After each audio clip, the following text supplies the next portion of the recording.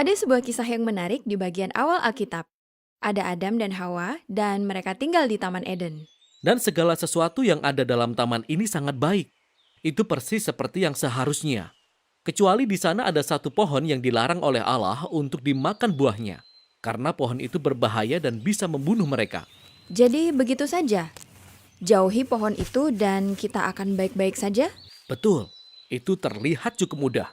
Namun di dalam taman ini ada seekor ular. Dan ular itu mulai mengatakan cerita yang berbeda. Ular berkata, jika engkau memakan buah pohon ini, engkau tidak akan mati. Tetapi engkau akan menjadi sama seperti Allah. Lalu Adam dan Hawa percaya kepada ular itu, dan mereka pun memakan buah itu. Akibatnya, segala kebaikan yang ada di Taman Eden musnah. Dan kejahatan dan kematian pun masuk ke dalam dunia baik milik Allah. Nah, mengapa ada seekor ular yang bisa berbicara di dalam taman? Maksud saya, ini adalah sebuah masalah. Ya, ini sangat aneh. Yang lebih aneh lagi adalah Alkitab tidak menjelaskan mengapa atau bagaimana ular ini bisa ada di dalam Taman Eden. Alkitab hanya menyajikan ular sebagai ciptaan yang memberontak terhadap Allah dan menginginkan manusia untuk meragukan kebaikan Allah dan membawa mereka kepada jalan kematian. Apapun asal-usul ular itu, dia adalah sumber kejahatan yang menjalar ke dalam dunia dan kehidupan kita, bahkan sampai saat ini. Namun ada sebuah pengharapan di dalam kisah ini. Allah membuat janji yang sangat menarik kepada Adam dan Hawa. Bahwa kelak ada seseorang yang akan datang, dia keturunan Hawa. Dan orang ini akan datang dan akan meremukkan kepala ular dan menghancurkan kejahatan dari akarnya. Namun dalam peperangan itu, si ular akan meremukkan tumitnya. Jadi, itu seperti tindakan saling menghancurkan. Ya, ini merupakan janji yang aneh, tapi juga indah. Dan kisahnya menggantung di sana sampai pada peristiwa inti selanjutnya di dalam kisah ini. Yaitu ketika Allah memilih seseorang bernama Abraham. Allah berkata bahwa melalui keturunannya, kebaikan dan berkat akan dipulihkan kembali untuk bangsa-bangsa di dunia. Dari garis keturunan keluarga ini, akhirnya kita menemukan salah satu cicit Abraham yang bernama Yehuda. Yehuda menerima sebuah janji bahwa seorang raja akan lahir dari keturunannya dan seluruh bumi akan mengikuti raja ini. Dan dia akan membawa perdamaian dan harmoni dan akan ada banyak makanan, anggur, dan susu, serta kebun-kebun anggur. Dan itu akan menjadi luar biasa. Raja pertama yang kita temui dari garis keturunan Yehuda adalah Raja Daud. Dia seorang pahlawan. Mungkin dialah yang akan meremukkan si ular. Namun kenyataannya, Daud telah terinfeksi oleh kejahatan yang juga menimpa umat manusia. Daud tidak pernah meremukkan ular, malah sebaliknya. Meski demikian, Allah membuat sebuah janji kepada Daud bahwa raja ini akan lahir dari keturunannya.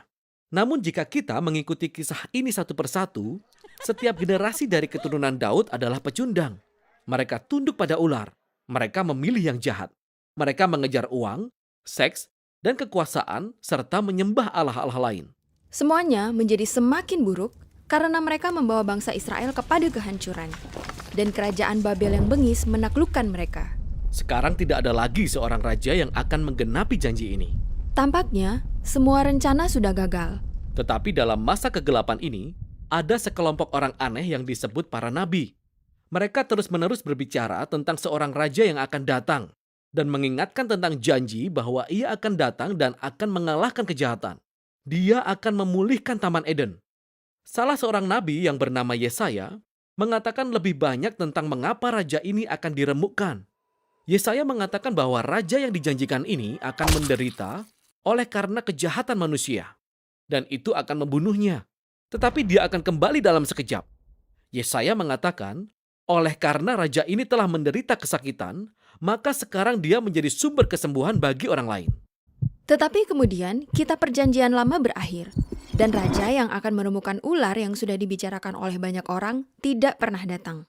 Inilah mengapa ketika perjanjian baru dimulai, kita diperkenalkan kepada Yesus dari Nazaret. Bukan sebagai seseorang yang biasa, melainkan sebagai seseorang yang datang untuk menggenapi janji spesifik di masa lalu. Ya, kita belajar bahwa dia berasal dari keturunan Daud, Yehuda, dan Abraham. Dia mengelilingi Israel sambil menyerukan bahwa kebaikan kerajaan Allah telah datang. Dia mulai melawan dampak kejahatan dalam hidup manusia dengan menyembuhkan mereka dan dengan mengampuni mereka dari dosa dan kejahatan mereka. Banyak orang menjadi percaya bahwa dialah raja yang dijanjikan. Tetapi Yesus mulai mengatakan kepada pengikut-pengikut terdekatnya bahwa dia akan menjadi raja dan membawa kedamaian dengan mengambil alih dampak kejahatan manusia ke dalam dirinya. Sebuah luka fatal akibat gigitan ular. Tepat sekali, dan tampaknya ular menang. Kisah ini sebenarnya bisa menjadi sebuah tragedi jika bukan karena kisah yang terjadi selanjutnya. Yesus bangkit dari kematian. Dan sekarang, Yesus memiliki kuasa atas kejahatan dan maut. Nah, kisah selanjutnya dari Perjanjian Baru menyatakan bahwa kuasa Yesus atas kejahatan dan maut telah tersedia untuk kita mulai melawan dampak kejahatan dalam hidup kita sekarang. Tetapi, kematian dan kejahatan tetap menjadi masalah bagi dunia dan bagi kita. Dan kisah Alkitab diakhiri dengan penggambaran masa depan ketika Yesus datang kembali dan menyelesaikan tugasnya. Dia mengalahkan ular satu kali dan untuk selamanya. Dan dia memulihkan kebaikan Taman Eden ke dalam dunia.